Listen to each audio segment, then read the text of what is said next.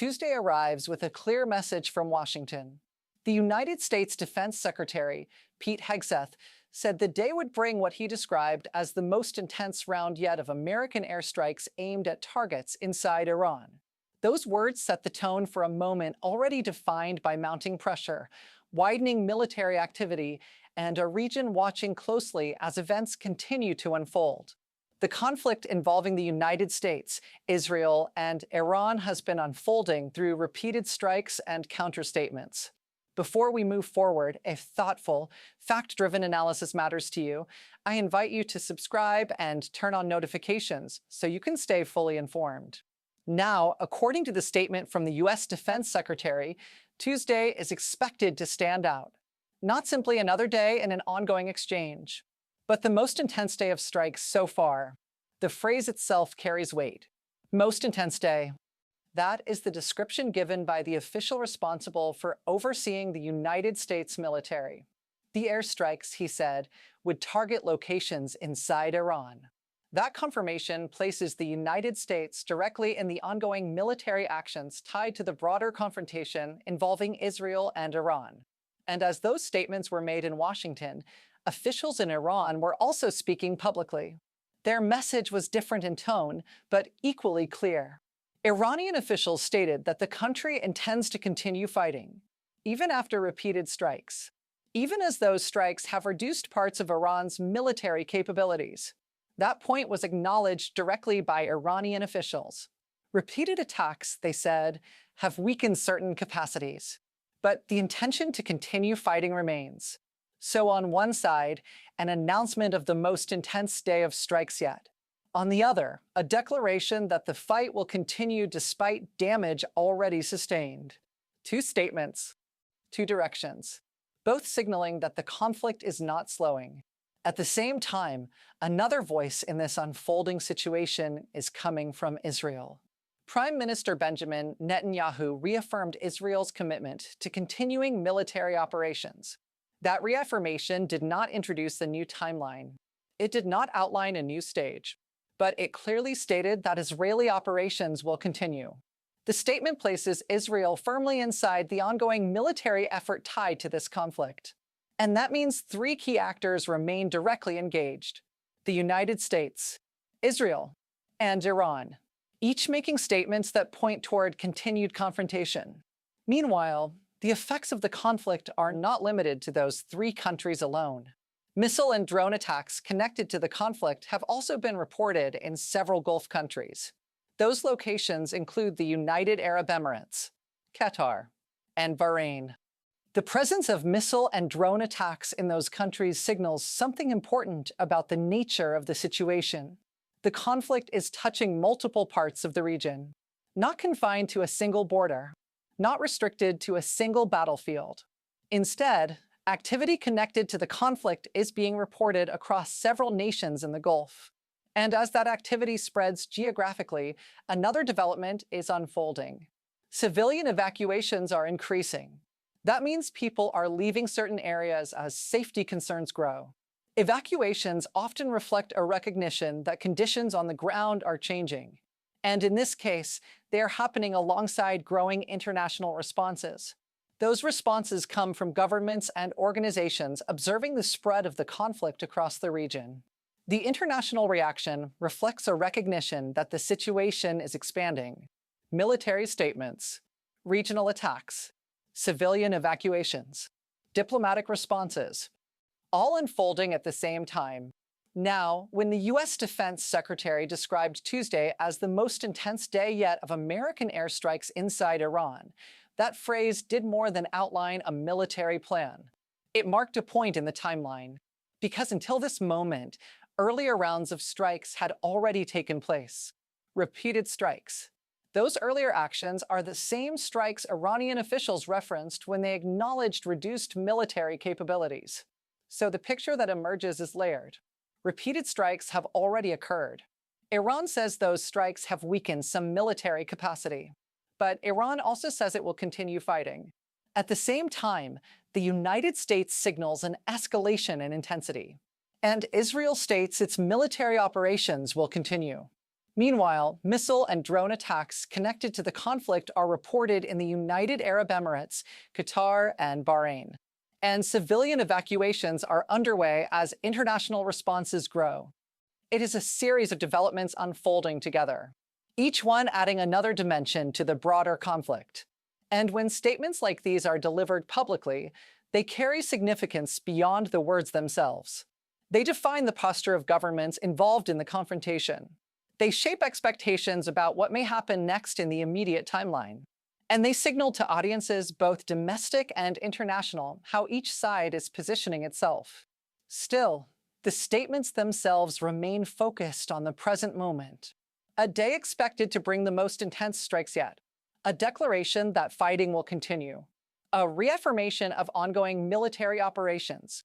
Reports of missile and drone attacks across Gulf nations. Evacuations increasing.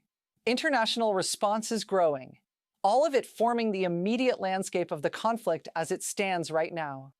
And in moments like this, when announcements and responses come one after another, sometimes a simple sentence captures the gravity of it. One day can carry the weight of many. That is the feeling surrounding this moment. A single day described as the most intense yet. And around that day, a region responding in multiple directions. From Tehran to Washington to Jerusalem to the Gulf states reporting missile and drone activity. Every statement and report forming part of the same unfolding reality. And that is where we begin tonight.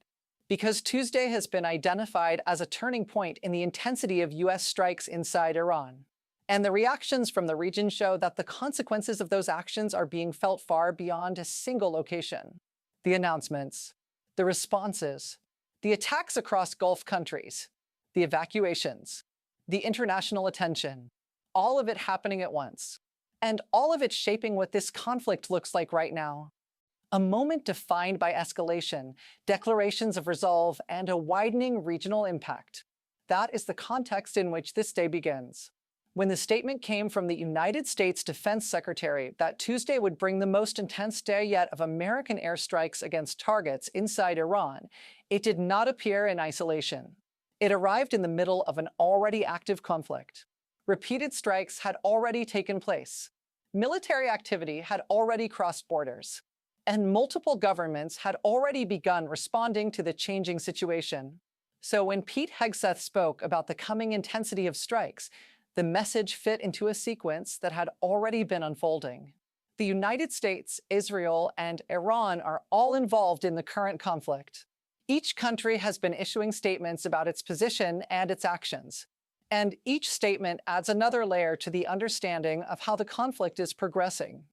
Iranian officials, for example, have openly acknowledged that repeated strikes have reduced certain military capabilities. That acknowledgement reflects the impact of earlier attacks. Those earlier strikes had already affected parts of Iran's military capacity. But even with that acknowledgement, Iranian officials made another point equally clear. They said the country intends to continue fighting. The message was direct. Reduced capabilities do not change the stated intention to remain engaged in the conflict. That declaration comes at a moment when repeated attacks have already occurred and when additional strikes are being announced. It establishes Iran's position at this stage of the confrontation. And at the same time, Israel's leadership has also been speaking publicly. Israeli Prime Minister Benjamin Netanyahu reaffirmed Israel's commitment to continuing military operations. The reaffirmation signals that Israel intends to maintain its involvement in the conflict. It does not describe a pause. It does not signal a reduction. Instead, it confirms continuation. So across three governments, there are three statements that all point in the same general direction. The United States announcing an escalation in airstrikes. Iran declaring it will continue fighting despite damage to military capabilities. Israel reaffirming its commitment to ongoing military operations. These are official positions delivered publicly, and they help define the current phase of the conflict. But the geographic reach of the situation does not stop with those three countries. Reports of missile and drone attacks connected to the conflict have also been emerging from other parts of the Gulf region. The United Arab Emirates, Qatar, and Bahrain. Those countries have all been connected to reports involving missile and drone activity tied to the conflict. That development signals that the effects of the confrontation are being felt beyond the immediate locations where military operations were first announced. Missile and drone attacks are forms of military action that can travel across long distances. Their presence in Gulf countries reflects the expanding footprint of the conflict. And when multiple countries begin reporting related attacks, the regional scope becomes clearer. It means that the conflict is influencing events across a broader area. The Gulf region is closely connected in terms of geography, security, and infrastructure. So when reports emerge from several Gulf states simultaneously, it adds another dimension to the unfolding situation. Meanwhile, alongside these reports of attacks, there is another development taking place. Civilian evacuations are increasing. Evacuations are often one of the most immediate responses when safety concerns rise. They involve people leaving certain locations to move to areas considered safer. And when evacuations begin to increase, it reflects a recognition that the situation on the ground has become more uncertain. In this case, evacuations are happening while military actions continue and while missile and drone activity is being reported in several countries. The timing of those evacuations adds to the picture of a region responding to the spread of the conflict. At the same time, international responses are also increasing. Governments and international observers are reacting to the developments. As the conflict spreads geographically and as strikes intensify, those international reactions become more visible. Diplomatic statements, monitoring of developments, assessments of the situation. All of these responses are part of how the international community reacts when a regional conflict begins affecting multiple countries. So the situation now involves several interconnected elements. The United States announcing the most intense day yet of airstrikes against targets inside Iran. Iran stating it will continue fighting despite reduced military capabilities caused by repeated strikes. Israel reaffirming its commitment to continuing military operations. Missile and drone attacks reported in Gulf countries, including the United Arab Emirates, Qatar, and Bahrain. Civilian evacuations increasing. International responses growing. Each element is part of the same unfolding moment. And when these developments are placed together, the broader pattern becomes clearer. Military actions, political declarations, regional attacks, civilian movements, international reactions, all occurring simultaneously, each development influencing the others, each statement shaping how governments and populations understand what is happening. There is a rhythm to how these events unfold. One action leads to another response. One announcement prompts another declaration. Reports of attacks are followed by evacuations. Military plans are announced while diplomatic responses increase. And through that rhythm, the situation continues to evolve. Sometimes in moments like these, a short phrase captures the feeling of the moment. Events move quickly when history is unfolding. The phrase does not add facts, but it reflects the pace at which developments are occurring. Because in this situation, announcements and reactions are happening close together. The defense secretary describing a day of intensified strikes. Iranian officials acknowledging reduced military capabilities while stating their intention to keep fighting. Israel reaffirming its military commitment. Missile and drone activity reported in several Gulf states. Evacuations increasing. International responses growing. Each development arriving in sequence. Each one contributing to the overall shape of the conflict. And that shape is becoming more regional as time moves forward. The involvement of multiple Gulf countries through reports of missile and drone attacks shows that the conflict's effects are spreading. At the same time, the growing international response indicates that governments around the world are paying attention to how the situation evolves. The evacuations show that civilians are responding to the changing security environment. And the official statements from the United States, Iran, and Israel show that the principal actors in the conflict are maintaining their positions. The United States indicating the most intense day of airstrikes yet. Iran declaring its intention to continue fighting. Israel reaffirming continued military operations. Those statements frame the present moment. They define the immediate posture of the governments directly involved. And around those statements, the region is reacting. Reports from Gulf countries, movements of civilians, international response is increasing. It is a complex picture, but each piece connects to the others. And taken together, those pieces describe where the conflict stands right now, not as a single isolated event, but as a set of developments spreading across the region, involving multiple governments and affecting multiple populations. That is the environment in which the most intense day of U.S. airstrikes inside Iran has been announced. And that environment continues to evolve as reactions and responses unfold.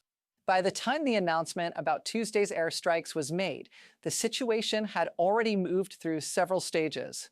Repeated strikes had taken place. Official statements had been issued from several governments. And reports of military activity connected to the conflict had begun appearing across different parts of the Gulf region. Now, the declaration that Tuesday would bring the most intense day yet of U.S. airstrikes inside Iran adds another point to that timeline. It signals an increase in intensity compared to earlier strikes. Those earlier attacks were already significant enough that Iranian officials acknowledged their effects. According to Iranian officials, repeated strikes have reduced certain military capabilities. That acknowledgement provides an indication of the impact those attacks have already had. But even with that reduction, Iranian officials also made another statement at the same time. They said the country intends to continue fighting. That declaration is important in understanding how Iran is positioning itself within the conflict. Reduced capabilities were acknowledged, but the commitment to continue fighting remains. And while those statements were coming from Iran, another reaffirmation was coming from Israel. Israeli Prime Minister Benjamin Netanyahu confirmed that Israel remains committed to continuing military operations. The statement did not introduce a new operation or describe a specific action. Instead, it reaffirmed the existing position. Military operations will continue. That reaffirmation places Israel clearly within the ongoing military activity tied to the broader confrontation. So at this point, three official positions stand side by side. The United States announcing the most intense day yet of airstrikes against targets inside Iran. Iran stating that it will continue fighting despite the reduction of some military capabilities caused by repeated strikes. Israel reaffirming that its military operations will continue. Those three statements describe the posture of the countries directly involved in the conflict. But the effects of the conflict are not confined only to those countries. Reports of missile and drone attacks connected to the conflict have also been emerging from several Gulf nations. Among those countries are the United Arab Emirates, Qatar, and Bahrain.